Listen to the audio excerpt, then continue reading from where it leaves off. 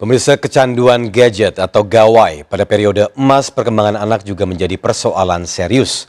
Para orang tua kerap kewalahan menangani anak yang sulit lepas dari gadget hingga sakit dan semakin malas. Berikut Rakyat Bicara bersama Rianka Putra.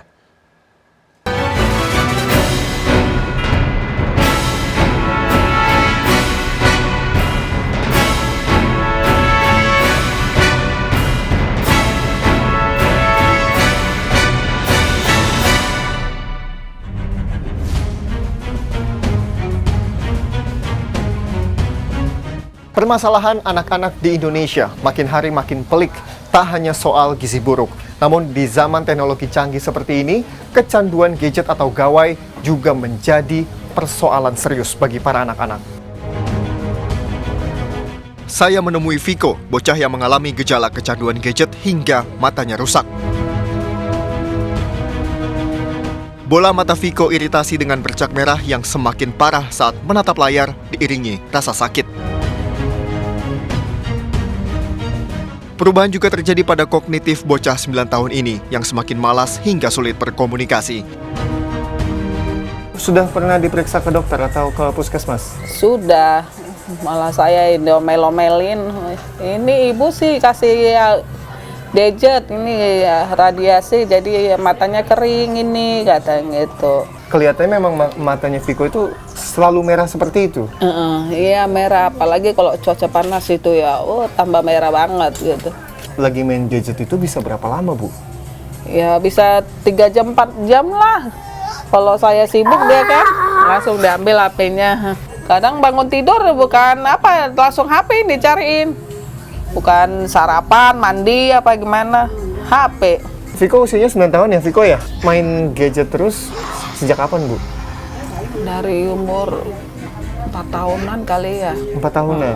Belum sekolah sih. Apakah ibu yang secara sengaja memberikan gadget ke Viko atau dia yang minta ya, Bu, waktu itu? Terkadang ya sengaja juga biar kalau kita ada kesibukan gitu biar dia anteng, maksudnya biar diem aja gitu. Apakah dia pernah merasakan sakit, gatel, dan seperti apa sih yang dirasakan oleh Viko kalau mengadu ke ibu? Kadang itu gatel, kadang kalau udah terlalu itu pusing, kadang mama pusing, mama aku minta obat, pusing nih, kadang gitu. Ibu yang sudah merawat Viko dari kecil melihat ada perubahan perilaku dari Viko, apakah menjadi malas atau menjadi sulit berinteraksi, seperti apa, Bu?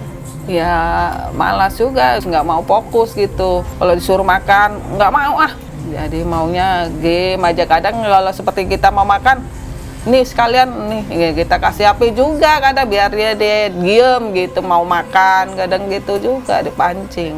Kesalahan bukan di anak gitu, orang tuanya. Kalau ibu nggak bisa itu membatasi, saya juga nggak bisa mengobatin. Viko bukan satu-satunya anak generasi Alpha yang kecanduan gadget atau gawai. Masa keemasan perkembangan anak dari sejak lahir hingga usia 5 atau 8 tahun terampas. Organisasi Kesehatan Dunia WHO menetapkan kecanduan game sebagai penyakit gangguan mental. Kecanduan game bisa masuk dalam kategori penyakit jika memenuhi 3 hal. Yang pertama adalah ketika seseorang tidak lagi bisa mengendalikan aktivitas bermain game. Dan yang kedua, ketika seseorang lebih memprioritaskan bermain game dibandingkan dengan aktivitas lain. Dan yang ketiga, ketika seseorang tidak bisa berhenti main game meskipun sudah terlihat jelas dampak buruknya. Seusia dengan Viko, bocah Farhan mampu menghabiskan 20 GB data internet dalam sepekan lebih hanya untuk bermain game PUBG.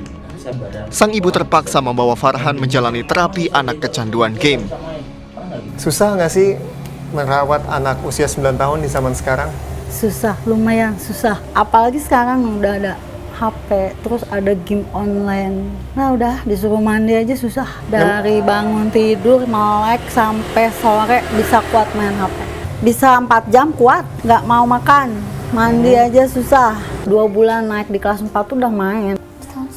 Ya, selama 1,5 tahun itu apa Bu Irma melihat ada perubahan dari Farhan apa? Banyak mas, jadi males. Mandi aja kalau nggak diambil HP-nya nggak mau mandi. Makan susah, harus disuapin.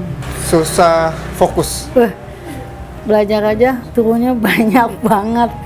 Cuma ibu nggak khawatir karena PUBG itu kan permainannya lumayan keras ya, kekerasan, tembak-tembakan, bunuh-bunuhan itu. Kadang-kadang tanpa pengetahuan saya juga, Mas. Terus kalau saya mau hapus permainan PUBG-nya, HP-nya pakai password yang saya nggak tahu. Kalau anak hanya diserahkan ke kami untuk diterapi tanpa keterlibatan orang tua, itu biasanya efektivitasnya kurang. Karena anak pasti nanti ketika di rumah melakukan pola yang sama. Tapi ketika orang tua ikut terlibat dalam proses terapi, maka keberhasilan terapi bisa sampai 75% sampai 100%. Karena yang perlu dirubah itu bukan sekedar bagaimana mereka diterapi, tapi bagaimana pola yang harus dilakukan di rumah ketika setelah terapi.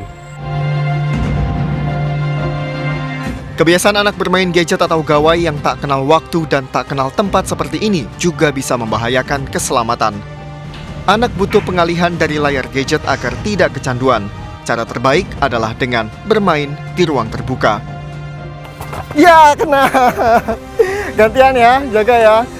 Orang tua punya peran yang sangat penting dalam menghadapi persoalan yang satu ini, agar gadget yang sesungguhnya bermanfaat tidak berbalik menjadi musuh bagi anak-anak.